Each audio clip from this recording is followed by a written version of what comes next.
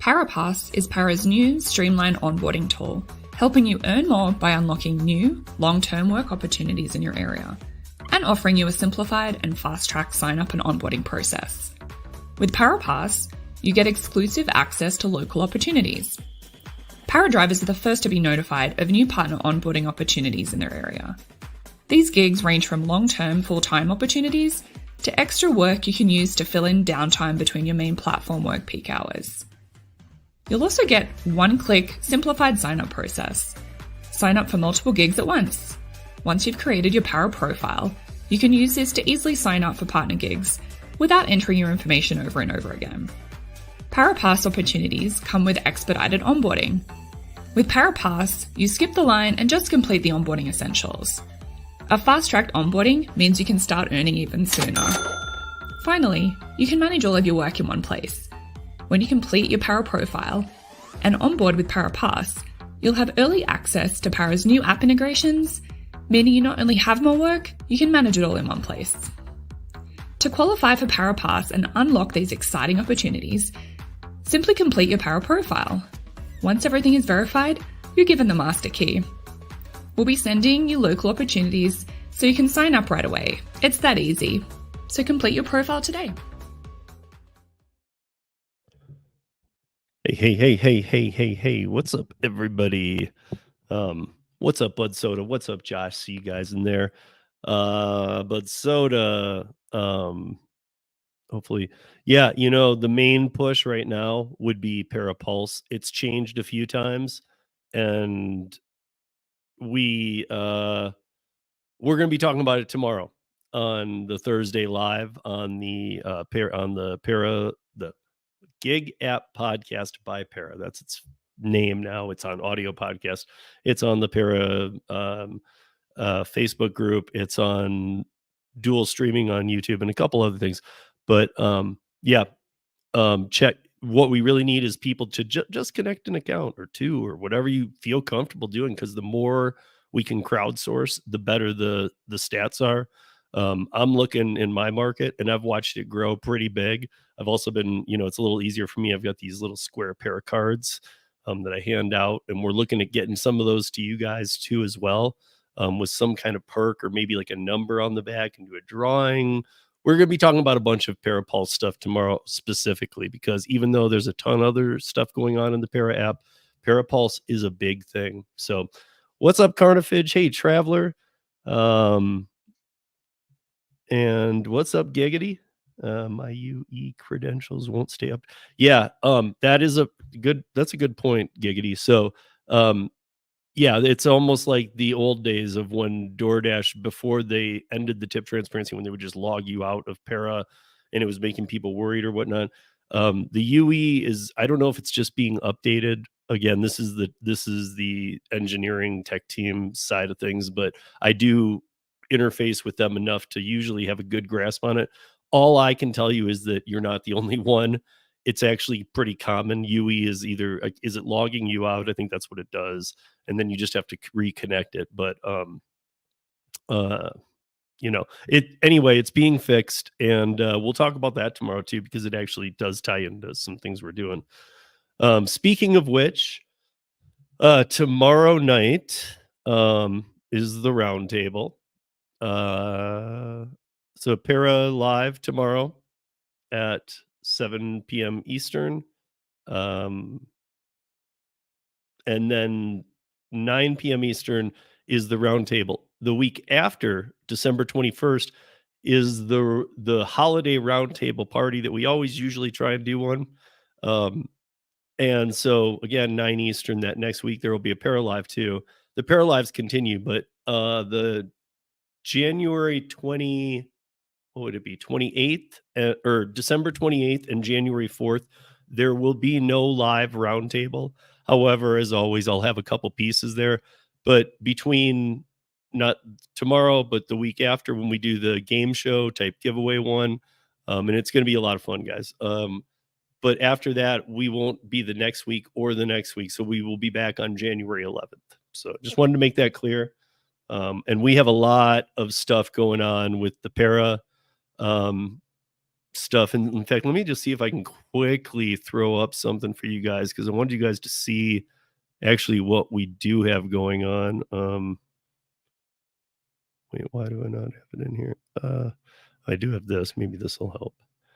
Okay, so this might not show up real well, but I just wanted to show you. This one shows the last 4 that we've done, the Gig App podcast by Para, and it also shows the 4 upcoming on the top level. So if you guys take a look, it ain't no joke, and there's a reason why the channel is finally growing, and why now I'm taking over their TikTok too. So I'm kind of everything except for Instagram and the Facebook solely, like all YouTube, TikTok, some of the other things we do, I have it solely. I do help with the Facebook stuff big time, but and I don't touch the TikTok. But here's what's coming up. If you can look at the bottom, you see podcast with Delivered CEO or CSO Ashley. We did that over a month ago. About a month ago. Then we had Joel Shapiro from Dumpling. We have Matt Spoke from Moves Financial. And last week we had Chris Heffernan. If you guys missed that one, it was great. A lot of giveaways.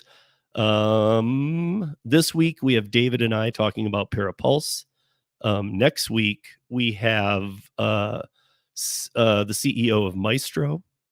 And the week after that, 12/28, is the history of parrots, something I'm putting together. And you guys will like it.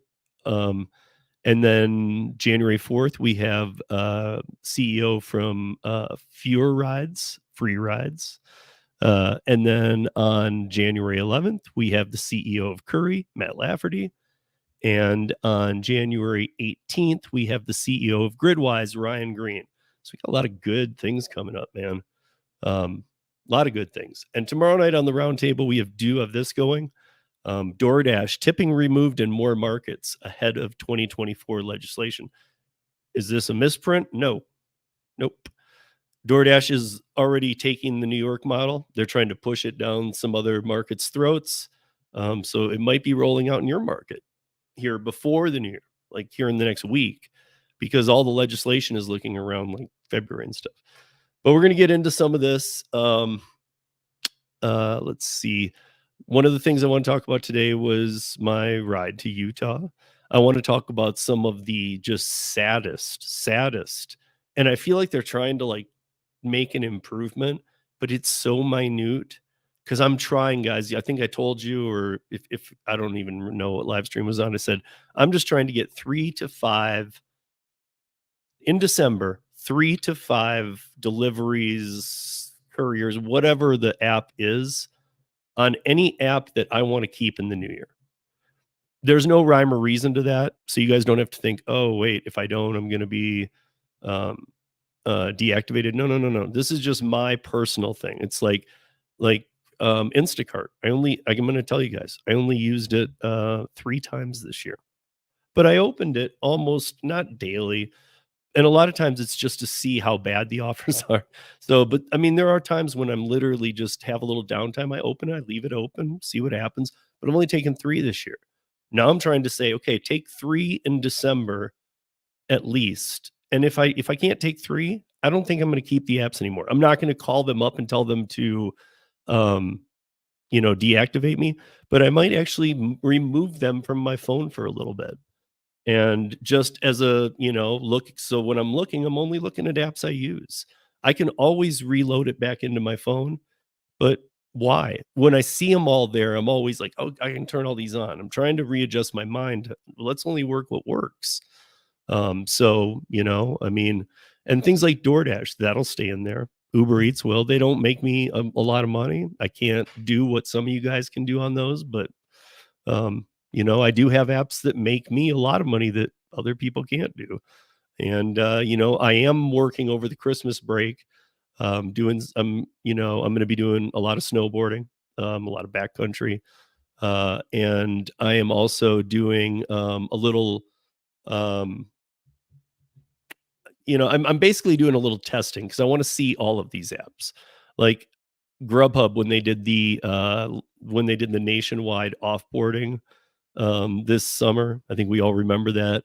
It was like during the night, and like a third of the country who works Grubhub got deactivated for no reason at all.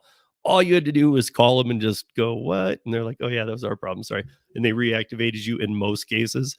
I didn't even bother to call because, again, Grubhub is another one where, again, I don't do a lot of food delivery, but if I do, I'm doing DoorDash, Uber Eats, because the times I had Grubhub on this year, again, I know for sure, I don't know the number because I never reactivated my account when they said, "Oh, you're deactivated," and I instantly found out from other people it was a nationwide error.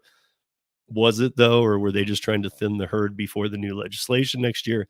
Regardless, I was like, I don't care. I saw 3, 5 offers this year, or that's what I took. I maybe saw 7. I know I don't turn it on a lot, but Grubhub, my market, is not like Ceci's or other people we know. Like, it's dead. You can ask other people in Denver. We don't make money on Grubhub here. Nobody does. Um, there was a time pre-pandemic, Grubhub was the only way you could make money doing food delivery in Denver. I know that might sound weird to some of you, and some of you might only have been on these apps since post-pandemic, but I will tell you this: pre-pandemic, when all of the food delivery apps were very slow, almost unknown in most cities, even the ones they were in, um, it was Grubhub was the leader. Uber Eats and DoorDash were just kind of like doing it, but DoorDash hadn't boomed at all. Uber Eats was just dropping the ball, and really nothing was happening. And Grubhub was the one that was getting all the business. And oddly, Grubhub is the one that's completely transparent. They show you everything. Even then, here's how many miles, here's the pay, here's the tip. Like, they showed you everything we ever asked for. And then these other two roll out on March 29th, 2020, when the CARES Act went into place and the stay-at-home orders started, and they just started booming.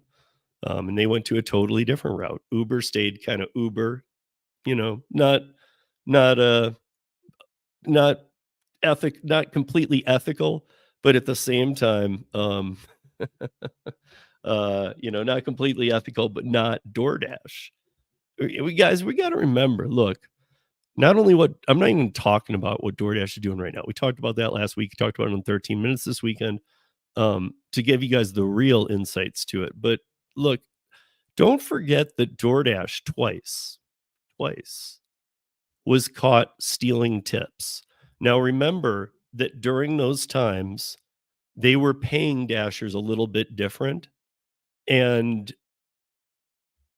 in the first court case that they went in, and they were accused of stealing tips, it was almost, I'm going to give you the real broke down version quick. It was almost like, the prosecution saying, "Hey, are you not giving tips to the Dashers? What's going on here? Why aren't they getting their tips?" And DoorDash's claim was, "Of course we're not. We showed them their pay, and if they get tipped, there's nothing in the terms of service about us having to provide that tip to them. We are showing them their pay." And so they were ordered to pay a portion of that back and to not do it again, to fix it and not do it again. What happened 3 months later? Same thing. They got caught doing the same exact thing. Now, if you guys don't know about that, you can go to ridesharerodeo.com. You guys, I finally have this down. I'm going to bring it up on the screen and then we'll move into everything here. And I'll say hi to everybody that has joined since. But I got to show you this because it's taken me a long time. But here we go. I'm going to share with you. Okay. So if you go to ridesharerodeo.com, you will be, it used to redirect you to my news blog. Now it goes to here. Okay. So I can kind of watch over here, I guess. So look, when you land on ridesharerodeo.com, you can scroll down. Hopefully it's going to do that. Come on. And you can see all of the podcasts from the one that everything drops on Tuesday, so it's showing 2 days only because more than 24 hours have gone. But from yesterday's episode 307 all the way down to episode 1. Also up here, if you can listen and download right here, you can share, you can download, you can just play it right here on the website, or you can go to Google, Spotify, or Podbean, Spotify, Amazon, Pandora, TuneIn, iHeartRadio, Player, Listen Notes, Samsung, Podcatcher, and Boomplay, and also any other pod player in the world. We are now in the top 5% of podcasts worldwide. I don't know if you guys saw that. It's a huge accomplishment. I'm stoked, and yeah, so this just will always bring you home, clearly. This will take you to what it used to redirect to, which I will be cleaning up a little bit. But this the ridesharerodeo.com was supposed to fully launch by the new year. It is launched here. Now you can click up here if you see where I'm on Gig News blog. If you click that, you will go to I guess it wouldn't. Oh, share this tab instead. Okay, then it will go to this. Let me see if it brings it up. Yeah, and so from here, this is the Rideshare Rodeo website of news. You guys, March of 2017 is when I started this. Travis Kalanick was still the CEO of Uber. There has been a post every day since it started. This has every piece of information you would need. You can click in here and you can search anything you want about anything, company name, specific stuff, and it will only search this website, which now has over 4,000 posts. So you can also go to my YouTube, my Facebook group, my Instagram, my Twitter, and my TikTok from here. Let me see if now I go back to this. Because it's taken a quick second to flip back and forth and I want to move into some stuff. This middle one, subscribe. If you click that, if you see up here in the corner Podbean, that's who I host through, even though you can find it everywhere. If you click subscribe, it'll just take you to Podbean and let you subscribe through there. You can also do it through any of these, like Spotify and Amazon. You can set to subscribe through there too. The Paralink, guess where it takes you guys? It does not take you to the app, but that's correct. It takes you to the Para website. So in here, we are really caught up now. Everything is in here. ParaWorks, ParaPass, what's going to be happening with the merging, blog, just everything. If you've downloaded the app and you're wondering, and we're going to talk about Pulse big time tomorrow before it gets added to here. So that's on there as well. Now I could just go back to this one more time, click it, show you guys just a last time because as you can see, YouTube here on the end will take you to the YouTube channel. I could have put everything up here, but the reason I did it this way is because if you're on a phone, you'll see the 3 dashes and then it brings down the menu. I didn't want to put everything since here on this one, and then I'm done with this is if you go to the news blog right down here, you can see, if you go to the news blog right down here, you can see the follow us, and then all the socials are right there, So there they are. And then, I got to always say this. I got to tell you guys this. So before we move in, look at Uber Eats riders renting their jobs to illegal immigrants, allowing them to work without record checks. That is the most viewed story today. It has been in the top 5 most viewed stories for the past 5 weeks now. And this was in the top 5 when I posted the story for about a month, maybe. And then it has never appeared back in the top 5 until 5 weeks ago. And now let me click it just to show you guys something.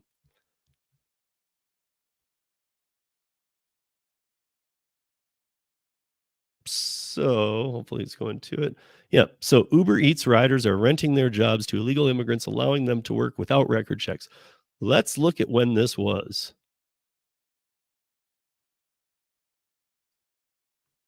So, okay. So this is from January 6th, 2019. And for the last 5 weeks, it has appeared in the top 5 articles being looked at out of 4,000 plus articles on this, where normally the top 5 articles that I was just showing you guys um, are uh, are only usually they're within um, the last 10 articles that I've posted or the last 10 posts will usually contain the top 5. You usually don't get something from 2019, especially that sticks around every week at number 1. And I pointed out because I don't know if people are thinking that that's just something. Who knows? It is something. It's something big because it's what I've been referring to as triple oversaturation. And that's a big problem that New York's going to face too, but we're not going to get into that today. Let me see who's in here because I know some people have been. Um, let's see. I'll just start from the beginning. What's up, Bud Soda? What's up, Josh? What's up, Carnifage? What's up, Traveler? Hey, Giggity. What is up? I think I said Josh already. Hey, Ivanaska, how are you? Derek, how are you? Gigging in the Great North, how are you? And Josh, hey, Jason Thierry, Gig Economy Podcast. You guys, when this is over, Jason does his podcast on Wednesday nights too at what would that be? 8 p.m. Eastern, 5 p.m. Pacific. So check that out. And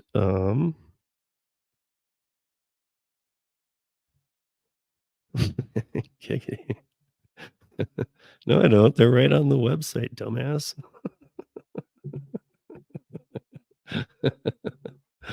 Oh, okay. Oh, and hey, Joseph, right? So Joseph, and then I'm gonna go to the top, see what the other questions were, but what are the 4 busiest markets for Curri? Uh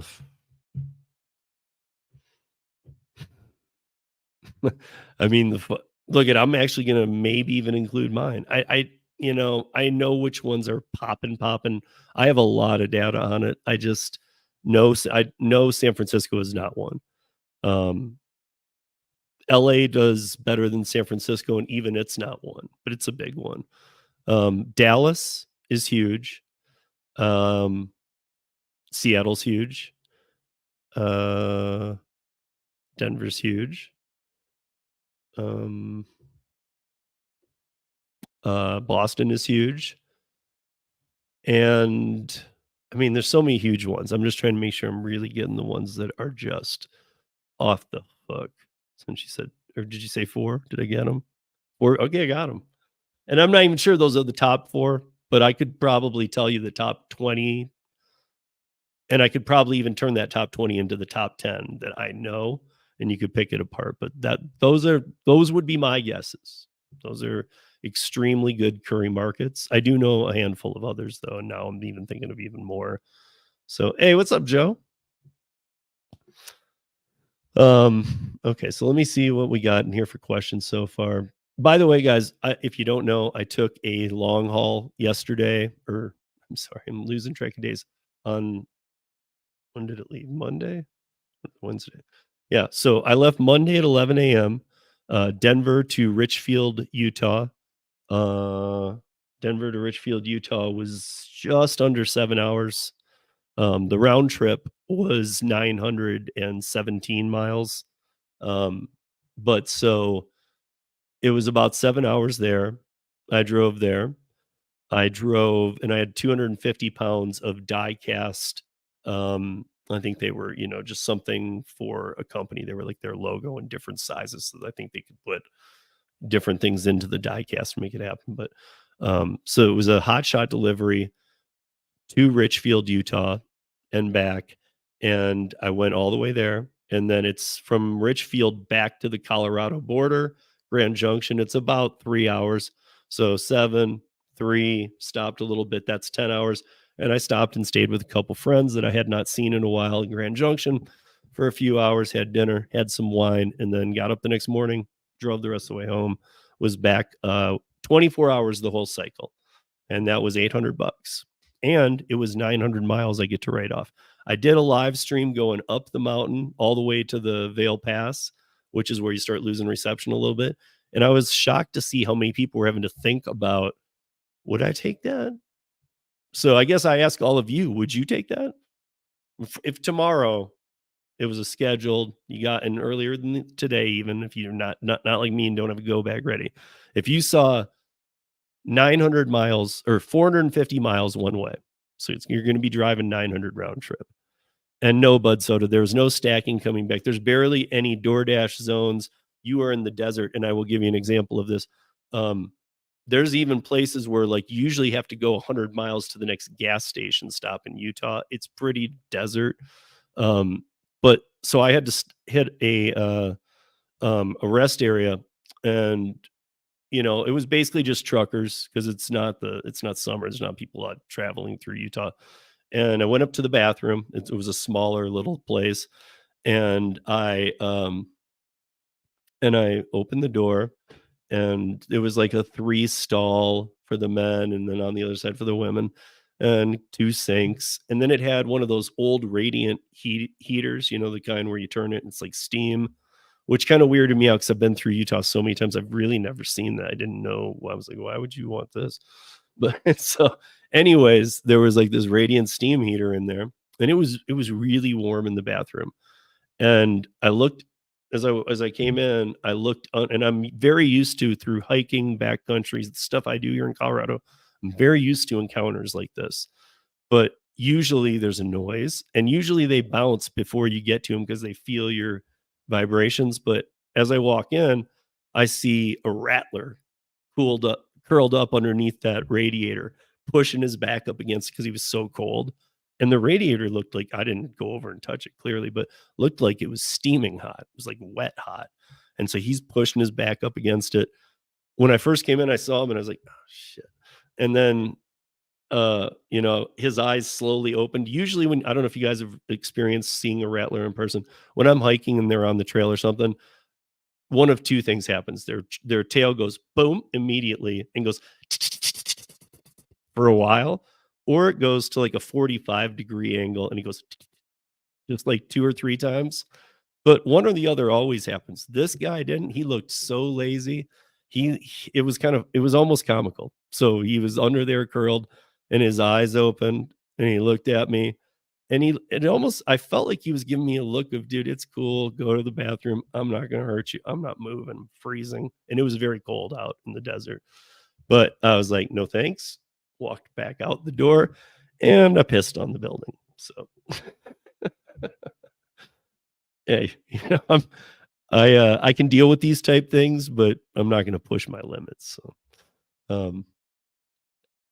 So I'm checking things here. I all had a Curri gig, but the PU was 350. But the pickup, wait. Oh, Traveler. Okay. Was it coming back to you though? Did you get an order, Traveler? Did you get an order 350 miles from Syracuse, and then you would have been driving back to Syracuse? I guess my point is, with that, the first couple times I saw something like that, like I would see a Grand Junction. Grand Junction's like 4 hours away from me, but it'd be Grand Junction to Denver. And it was literally because even if they had 1 or 2 Curri drivers over there, they weren't on, or they weren't responding, or weren't accepting or whatever. So I would sometimes I'll see orders like that come here. And I've actually taken one where I had to go that distance. Now I took the time to call Curri. I know that, like, if you're doing something short and it gets canceled, you call Curri, they give you that cancellation fee. But I called them and said, listen, I'm driving 4 hours. A $20 compensation isn't, if it gets canceled or reassigned, is not going to help me. Can you confirm that this is locked in for me? And they were like, yep. And they actually, it almost seemed like you could tell they were doing something.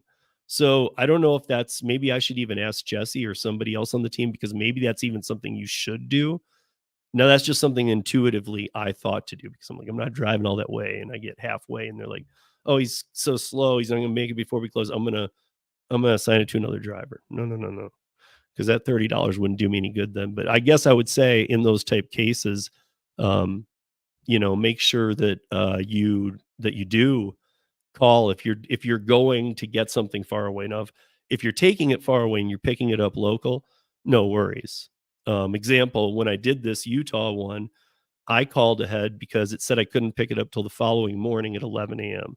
Didn't like that because it's such a long haul. I really wanted a 7, 8 a.m. pickup.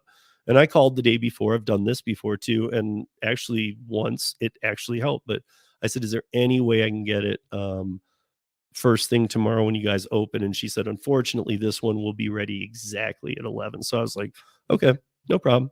But again, no harm in asking. This is why I say it's a little different than DoorDash and all these others, because you, I guess there's a little more work involved, guys, and there's a little more responsibility level. But that's why the pay is better. That's why the offers are better. That's why you're not dealing with, I don't know. It's, at least for me, this is what I'm saying. So Josh has seen more Curri offers this week than I see during busy summer season. Yeah. And I guess maybe part of it, I don't know about for you, Josh, but the last couple weeks had been not dead, but slow. The offers were coming in slow, but our weather was so nasty too that sometimes that just happens. Like if the weather's really bad, like all Sherman-Williams are shut down. They're not doing paint unless the painting is being done inside and not even inside of a new build, but inside, and it's a small batch ordered by a contractor. But I mean, I don't even know if they would. Maybe they just don't even open, because their quality is so high that they need it to be. But you're not supposed to leave it outside, and paint can freeze, all this stuff. But so when the weather gets bad, that happens. But I was shocked because it was really slow. But then when I looked back, because it's almost been 3 years I've been on Curri. Or April will be 3 years. But this time of year, normally it's when now is when I jump over to the other apps from Curri, is usually right after Thanksgiving until like end of January. So it's not, and I'm in Colorado, so we get harsh weather all the way till, April or May. But some reason, even in the past years, February's always picked right back up when February's dead for other apps. But January seems to follow suit. And December even is usually pretty damn slow for Curri, I gotta say. I like Josh, I'm kind of amazed, but I also know they're bringing on a lot more clients, and a lot more big national clients. So I'm glad to see it, because this is where I've normally pivoted and worked other apps for a couple months. So if Curri can keep doing it, man, right on. It's just, I guess it's another sign of their growth. I am sure to jump on it. Okay. Yeah, I know that Carnifage, I know you've seen a couple big long ones in your area too. I know you don't like Roadie. So, okay, bud. So I don't, no, you're right. I don't like Roadie. No, but, I was doing Roadie back in the day when I was doing Roadie before they were owned by UPS. And we all know, we talk about this, especially all of us veterans. There's a honeymoon period when an app starts.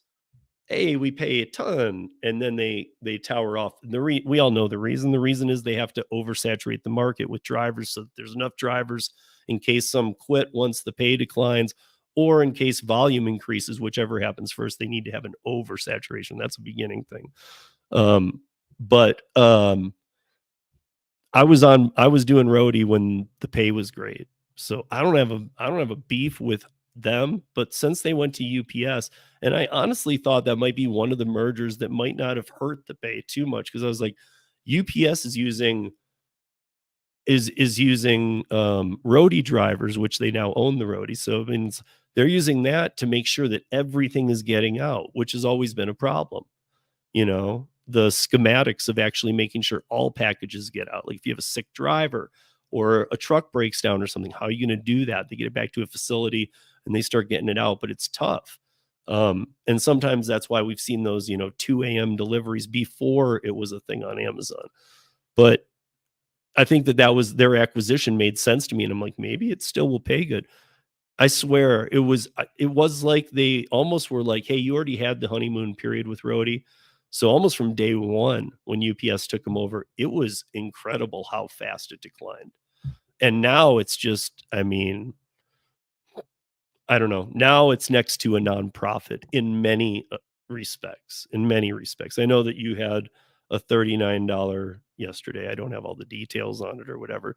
The only thing that I can make any sense of on Roadie anymore is that short prescription runs for $9 that are under 2 miles. Those are the only things that are worth a damn to me on Roadie. I've looked, that's an app I look on every day. That app sucks. And unlike a lot of apps, you can zoom out on Roadie. I can go zoom into Bud Soda's area. I can go see what he's seeing. So you guys, if you're like Roadie sucks for me too, you can zoom into any city you want, see how Roadie's performing.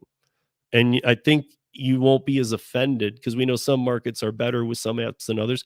With Roadie across the board, it's crap. I mean, it's crap. And I talk to people who do it too.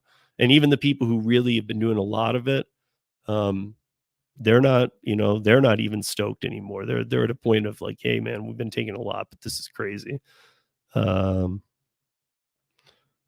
Loving doing rideshare from Josh. It's been refreshing and the spark I needed. No pun intended with spark, right? So wait, okay, so now I'm confused. $250 to pick up. I know I'm way behind here, guys. So hold on. First time I had a Curri offer rejected at delivery. We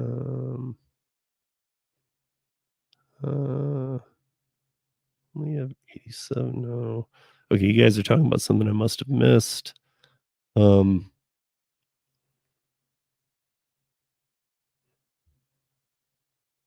Josh says delivered needed Josh today. Not just a delivered driver. They needed Josh. Delivered needed me to bail them out today. Two drivers today. One no-showed and other claimed to be in traffic. Yeah, I mean that's not delivered or anybody. Dude, gig workers, and with the way the pay has gone, a lot of stuff, the reliability is a big thing. That's why I consider Curri top shelf, because they don't have a lot of wiggle room for accepting you if you can, because you have to be able to, and they understand this. But I've told this to you guys many times, don't unassign. If you take it, take it. Unless you just wanted to wait on the Curri wait list for 5-6 months, a year plus, like so many did, just to get in there and go, I don't want that one on the side. You might get deactivated. I'm not going to say it over one because you shouldn't be, and I've been told you won't on the first. But I'm telling you, they want the top shelf status so bad. They don't just want any drivers. Not just that's why they have the wait list, no oversaturation, but they don't just want any drivers. They want the good drivers only. Because there's a little more to the job. And even like some people have got on it after being on the wait list and said, oh, I didn't know I had to take pictures and I got to deal with this manifest. And what the things I'm mentioning, guys, if that's a problem, then unless if Curri isn't big in your area, that's different. But if Curri is big in your area and it's a problem that you don't want to deal with the little extra steps, I would now question why you're doing gig work, because I do it for the money, straight up. I love that it has the flexibility and allows me to raise my son and do other things and have my hands in all kinds of different projects. However, I like the top shelf aspect, and I like that they don't have a lot of toleration for people who screw up. Because let's be honest, guys, there's a lot of people in the gig economy who just screw up, steal. I put an article out on the blog site today, Today's article was just on violence in the gig economy. I haven't done an article on violence in the gig economy in maybe 6 months. That's just, it's not something I usually put on into an article, but it's just random. It's everywhere now. And it's both ways. It's passengers against drivers, people, and then just stealing food, just deception. We got to get to a point of where, we're weeding this down to the people who want to even be there. I don't know why some people even do this stuff. I had a guy, I was in doing a Paraworks catering order at BJ's. I've done a few to BJ's, and I know a lot of other people have BJ's brew house. We all have them nationwide, or a lot of us. And I was doing a delivery to BJ's, and there was another guy there. We had our catering bags. And then this Hispanic lady walked in with no bags, and she was showing the phone, and the guy was like, "Hold on, I'm getting these two their orders." And I said, "Hey, maybe I can help you out. Let me take a look."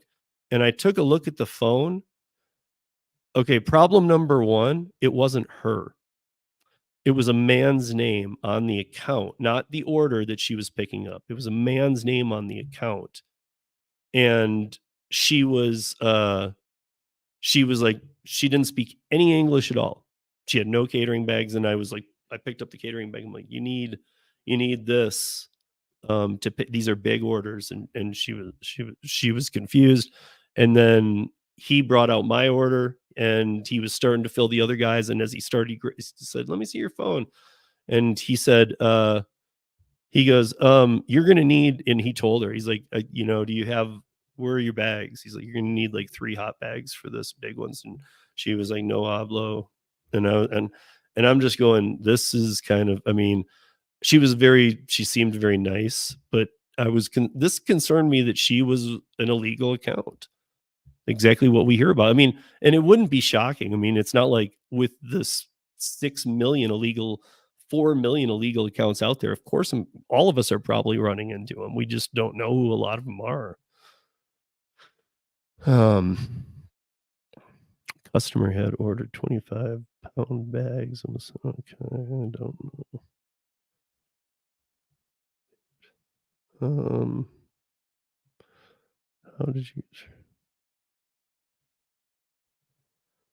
How did they retain the rights to hide tips?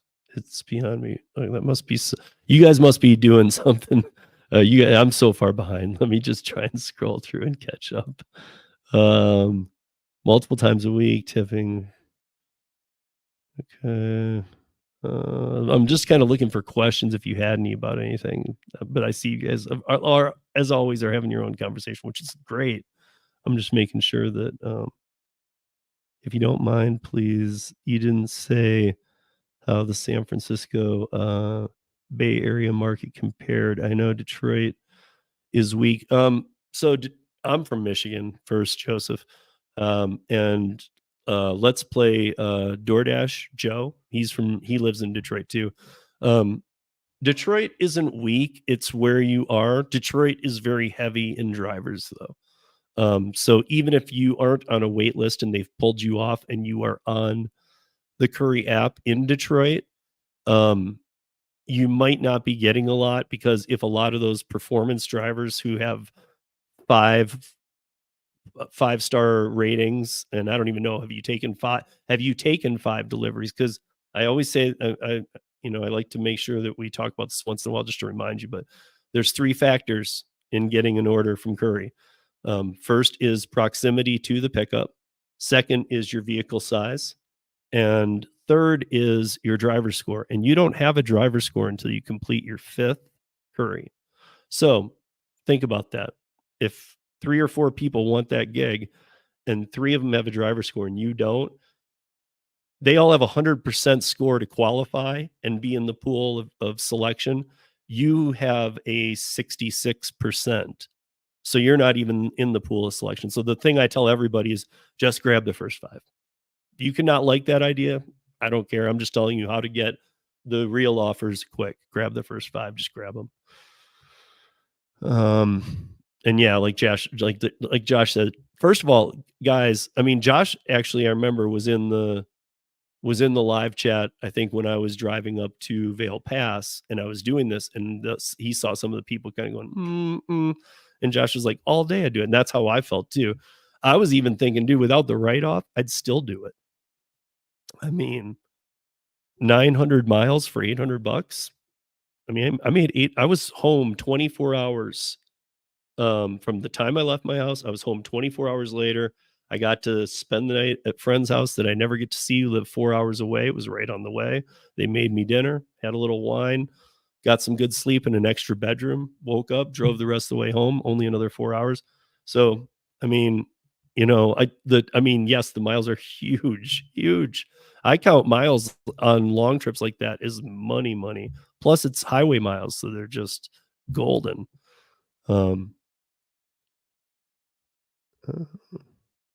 Yeah, again, Bud Soda, if you look at a map, Bud Soda, and you go to Richfield, Utah, you'll see that Richfield, Utah is almost right where I-70 ends going west, and it hits I-15. I-15 south is 3 hours to Vegas. I-15 north is an hour and a half to 2 hours, an hour and a half to Provo, and 2 hours to Salt Lake City.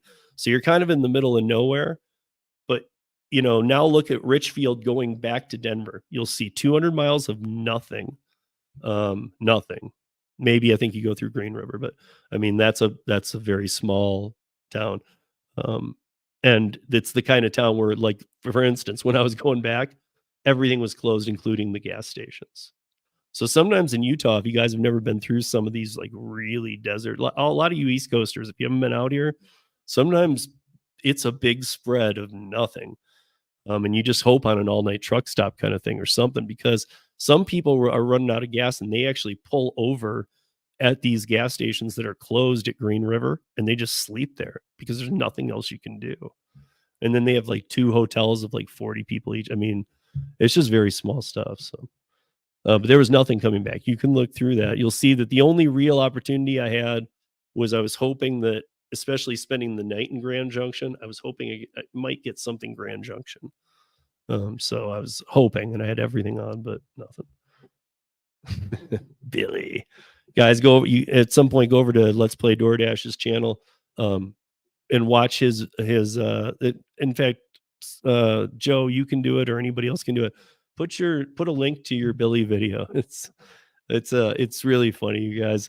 And if you haven't checked out his channel, give it a like or a dislike on the video, because both help Joe, and give him a sub if you can. Hey, what up, Boots? How you doing? And if you didn't hear, Boots and I did a podcast a week ago or so, and it's a good one. You guys should go give it a checking out.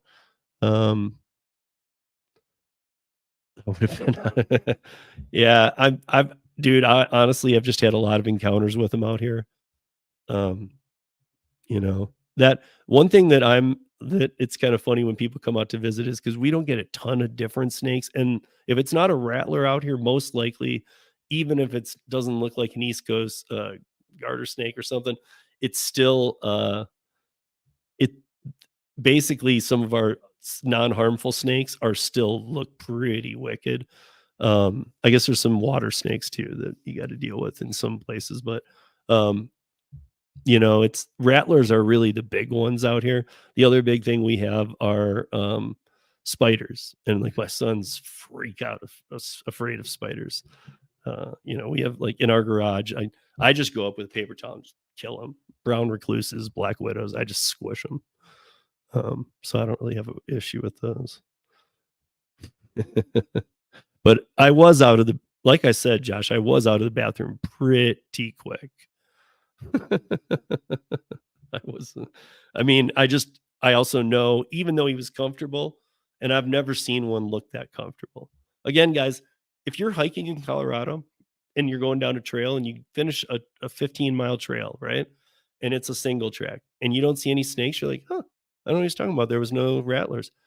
Most likely there were probably, if it's a sunny day and you're hiking, most likely there were 2, maybe 3 on that trail. But they feel your vibrations coming from way far away. And why they get on the trail and curl is to sunbathe, but they'll usually beat it before you're even there. They don't want to screw with you either. Um, the worst thing that I ever encountered was we were mountain biking, and one of the people I was mountain biking with, uh, we were just hauling around a curve, and it went right back up an incline too, and and a rattler got caught into his back wheel, and so I'm a little behind him. I could see it spinning, and it's totally caught. I think he had seen it. He thought maybe he'd ran it over, and it was like he just kept going up the hill, and I would have too. I mean, the best thing you can do is just focus. But I'm sitting there a little bit behind him, and I got to keep my momentum because if I'd stopped, I could just be at the same place the rattler ends up. But at the same time, I'm like trying to fall back a little while keeping my pace. And all of a sudden, it did shoot up through the air. It did not touch me, but it shot up through, and it was squirming through the air the whole time. And then I just kind of, kicked into, I'll bust my legs open to get out of here. um, hey, what's up, Cruising Dasher? What's up? Hey, Red. Thank you. Happy holidays to you too. Appreciate you. Um, so I think I hope I'm almost caught up here. And if I'd missed a comment there's just so many guys I can't wait. Sure, I haven't picked up from Sherman Williams in a while. But that's again, Josh. I'm not sure what your weather's been.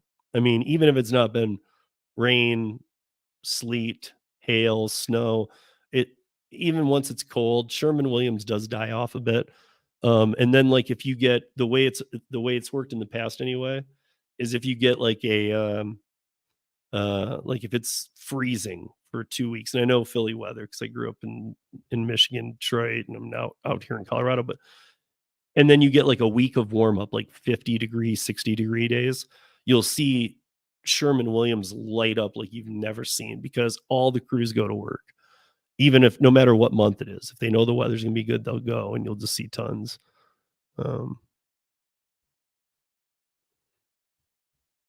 see Bud Soda's still trying to defend Roadie. Bud Soda, if you work for Roadie, just say so, bro. But also take back the message. They need to up their game, man. It's kind of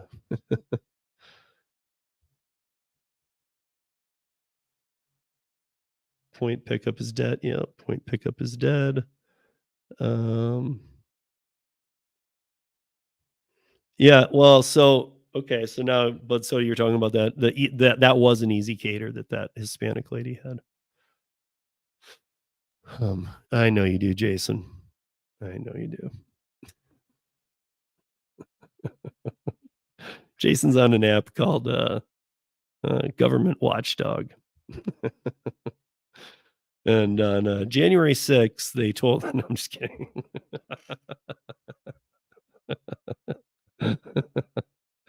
Okay. Yeah, again, Bud Soda, at least market to market, bro. And what I'm saying is in my market, in my market, Roadie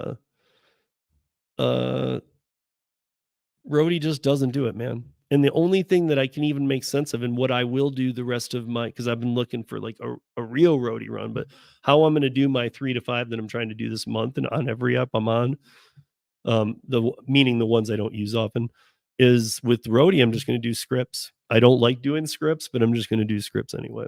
It's not the same as liquor, guys. That's if you're thinking, well, you always say don't. No, I tell you don't take liquor because it's illegal. Okay. Oh, so sorry, Joseph. So San Francisco, I thought I kind of answered it. It's okay. San Francisco's people don't want to work in the Bay Area, doing courier work because finding parking spots, all that kind of stuff, and navigating those hills and streets, and just all the problems with homeless and the apps have died down in the city. So if you're talking about the surrounding area, like we did for Para, we did a merchant. We were calling it para merchandising for a while, which is where we went in for companies and rearranged some things. It was for Instacart shoppers to like help their pay. We could add $10, $15 to a shop that an Instacart shopper was doing just by rearranging and taking an inventory count on like a tortilla at the end of a aisle. So we had San Francisco and then out to Sacramento, San Francisco up to Mendocino County, and then San Francisco down to Santa Cruz, Half Moon Bay. And then we had basically a half moon is how it worked from wine country to Sacramento to Half Moon Bay, and then San Francisco being in the middle. And all of the stuff we were doing was basically in the other areas, not in San Francisco. So if you're talking about, you're saying San Francisco Bay Area, I hear that. I know this well because I've been out there so many times. But the San Francisco, when people say San Francisco Bay Area, they're talking about San Francisco based stuff. I would say the Bay Area, take out San Francisco, does okay, but I don't think it's crushing it for Curri. Curri does where it does really well in California is oddly like in strange places like Redwood, or some of the like some of the names I just don't have in front of me, guys. I'm sorry, and I don't have a map in front of me, but like Fresno. Like there's gigs in Fresno. It just depends on where they land the clients, guys. That's the bottom line. Curri has a way. Look, all these companies have a way of approaching all the people who potentially could be clients. Curri's pitch is we're top shelf. We won't screw up. You may pay a little more, but we won't screw up and the drivers get the money. So, they stick to that pitch and I appreciate that. They don't like go, well, a lot of these companies come and go, we can undercut everybody. Okay, well, great. Somebody might take you up on that. And what does that do for everybody?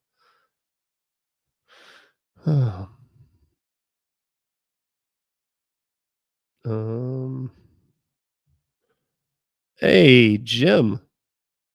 Wait, I'm a stupid streamer.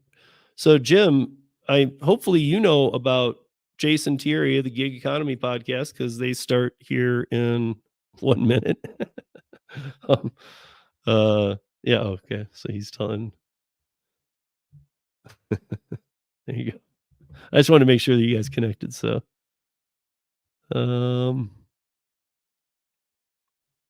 thank you, Gary. My gosh, there's just hopefully a lot of the I need to find a way to on this because this is the one where I interact the most. I do like to address what you guys have, but I know you chat with each other so much. I need to have some kind of like put an asterisk in front of it or a capital Q if it's a question for me, and then I can scroll through them a little faster because it's always just me on here. So, I actually saw something. Yeah, well, I saw Cruise and Dasher's thing about a certain person, and I'm not even going to post that up there because I honestly think that person needs help. Who knows? Don't we all, right?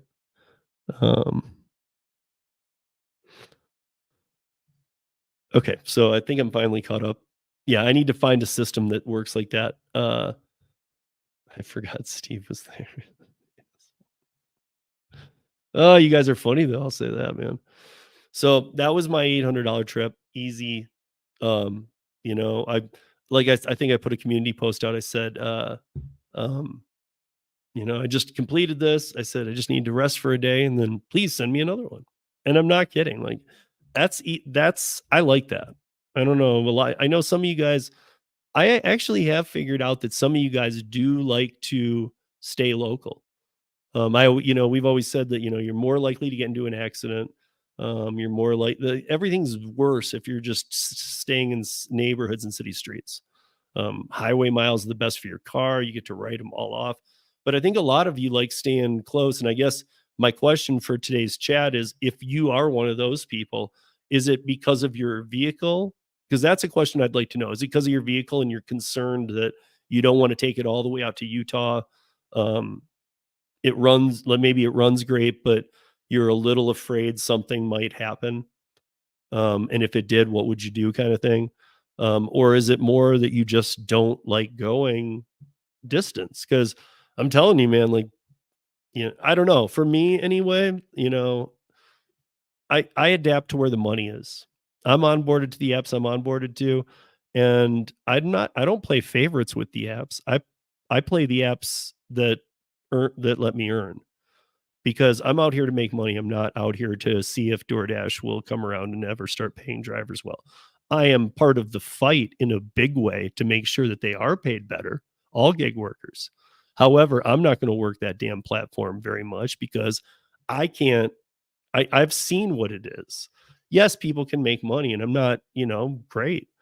But I've also seen some things that on the roundtable tomorrow night we'll be talking about, because some of this earn by hour stuff I was checking out in Summit County, and I've got some screenshots that are very confusing, and I think I've made some sense of it, um, as to what they're actually doing here. And the other thing that we will talk about regarding that tomorrow night is that, because of 2024 legislation, DoorDash and Uber Eats are now starting to try and do exactly what they did in New York City before the new year, before the legislation hits. So if you guys are wondering, why would they do that? They lose money. Of course they do. But they want you, that's the only way that they might get you to stay independent or be able to put up a good fight against some of the legislation doesn't matter. It's going to take away their ability to make any decisions, to be honest. But some of it, maybe I think I've seen their angles. I don't know if I buy into it. I threw it by a couple of people like Kim Cavan and Mike Curri today. I've heard back from one, not the other. The one had the exact same take on it I did. And yeah, I mean, I'll try and gather more before tomorrow night too, because it's a problem. And it's a problem. All of this is based on legislation. And I know you guys might be going, yeah, of course it is in New York. They just passed the legislation. Well, it's not in effect till the November 2nd. They're just deciding to do it now.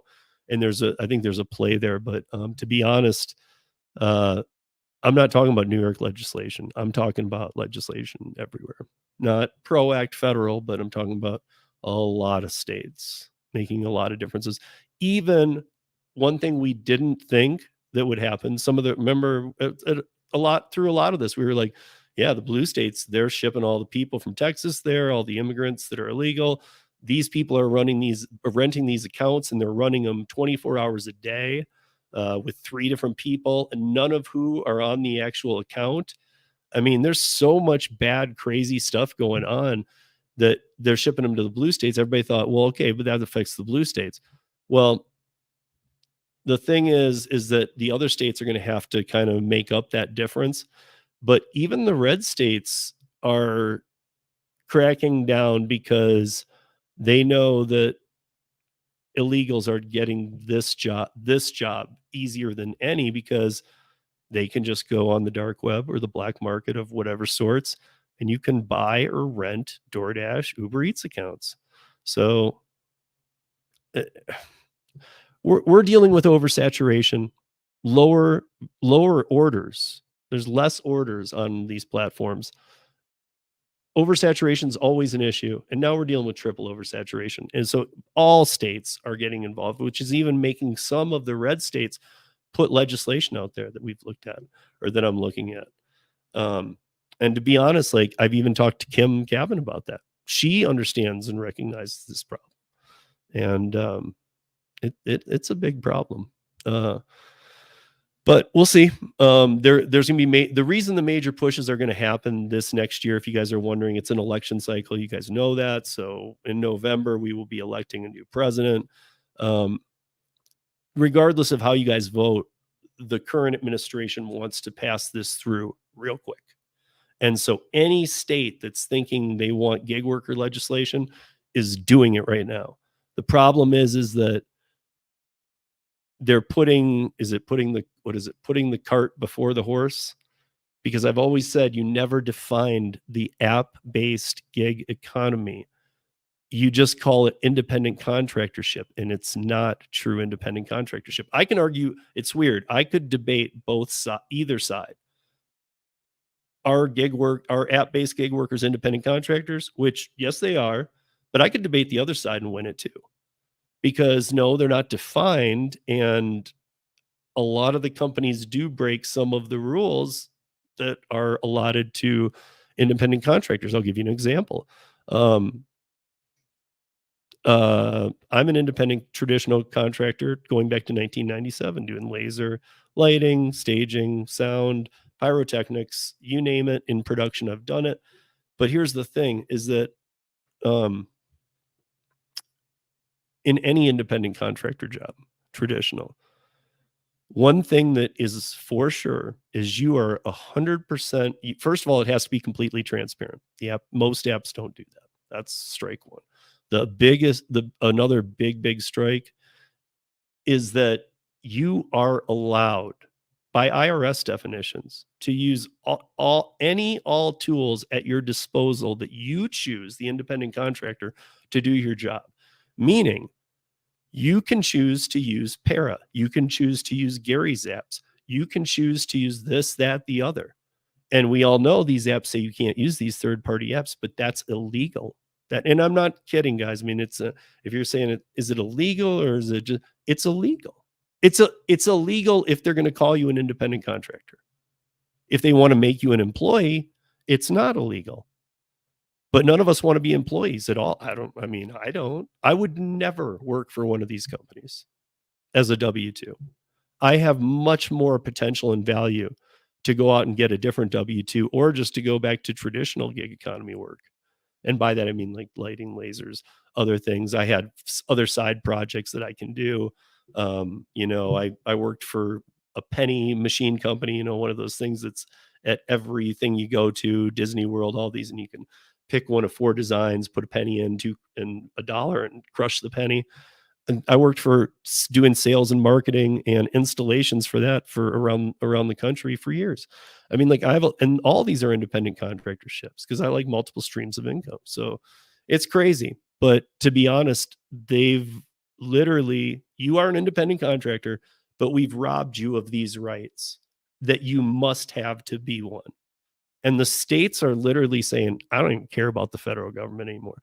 A PRO Act would have been tough anyway because red states would have denied the destruction of right to work, which is that's something you guys can go look up if you want or see other videos I've done in the past. But you can look up right to work states if you want to understand what that means. But yeah, I mean it's crazy, and I don't know. For me, that's why I do this show. And I know we're just getting back in the swing. So this, I got a little thrown off this week because I did that long haul the other day. So I just got home yesterday. I'm still a little run down, but feeling good. But I was a little thrown off because I was ready to do some other stuff on this one. But next week, and I believe I'll need to look, but I was telling you in the beginning, we're taking a 2-week break on Roundtable, the last Thursday of the month and the first Thursday of January, and then we're back on the 11th. But we are here tomorrow and the next week. But this one, I don't think we'll have a break. I'll need to look, but I don't think that the way I have it, it'll have a break. So this will be still weekly. So join us back here.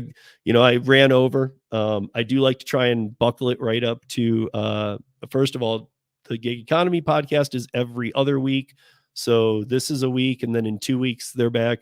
So tonight they're on at right now. They started 11 minutes ago, and so did Money Hungry,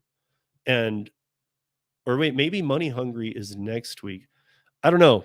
If I know Money Hungry is every other week now. Hopefully they're on off weeks because I like to watch Jason's show and I like to watch Kim and Zach. So and I try and buckle it up to them. So hopefully they're doing that now where it buckles or they're on off, since they're both doing every other week. Maybe hopefully it's not in the same week every time at the same time on the same day. But anyway, guys, thank you for joining. I am next week, I believe I'm going to do a little intro piece, and then I'm going to do an open live where anybody can come in and we can talk about any off-brand apps you want. Last mile courier, catering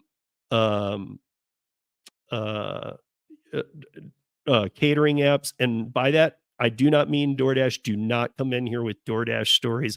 I don't care. DoorDash cannot make you money. It can make you little pocket change, but you know how it is. And we know that a lot's changing with it for the negative right now. All the giants. This show is about not the giants. So if you want to come in here and you want to learn about other apps, please. And next week, come and join. And I mean, everybody, come and join. We'll have an open panel and we'll have an open discussion. In the new year, I got a couple things planned once a month. And I was trying to do this before. It was going to be every other week or something. But once a month, I'm going to have a CEO from a last mile logistics company. I even have a trucking senior dispatcher that we're going to have for 18 wheelers coming on here talking about the hit that they've taken. And he even has acknowledged how the gig economy has stepped in, and it's helping some people, but it's hurting the long haul truck drivers. But they were hurt to begin with. So I'm going to have him. We'll have some CEOs, but then we're also just going to be doing a lot of diving into an app or two every week, followed by my top deliveries of the week kind of thing, or my favorite points of the week and which apps I was working. So always a little Curri talk, always probably a little Roadie dogging unless they change things, but then also turning you guys on to some of the, as you know, I've told you this before, there's Uber, Lyft, Uber Eats, DoorDash, Grubhub, Instacart, so we've got 6 giants. Maybe if you want to call Shipt one or Spark, maybe we got 7, 8, I don't know, but I don't have anywhere near it, but I have 14 activated. I am active on 14 last mile apps. And there's probably another 20 out there that I just haven't had time to screw with. Now, soon that will become 13 because Bungie sucks. And I've told you that before. Don't use Bungie. I always tell you guys, use it. Try it out in your market. Let me know how it goes. Because I always think my market might just suck with it. But I will actually challenge any of you willing to do it, but I also feel very bad for you doing it because you will call me saying you were 100% right. There's not a damn good offer on there. It's a ripoff, and somehow there's hungry enough people who take some of this crap. Geezer and I have got into this before, Geezer and I, and it's crazy. I mean, it's crazy. It's literally robbery. I mean, I don't know. I would actually put it under Roadie. So anyway, guys, that's it for this week. We'll be back here next week, and we'll have a lot of new last mile stuff. And please, again, I'll get about 10, 15 minutes in next week. I'll put the link up into the chat. You guys just join. Please join me and let's chat. Hey, Lisa. I think I've said hi to everybody that's passed through. Yeah, Tom is also sitting in on the next 2 round tables before we go take the break too. But yeah, I'll ask him. Oh, you mean the trucking one? Yeah. Yep. Anyway, guys, have a good evening. Be safe, earn smart. And if you're just sitting there staring at DoorDash declining offers, maybe go take a hike and then come back to your car, turn the app back on, just keep a little mental sanity and see if there's still no offers. If there's not, go to a different app, because you can't force them to produce orders. And there's just, the order volume's down. It's not debatable anymore, guys. It's down. It's down big. And it's not coming back up yet.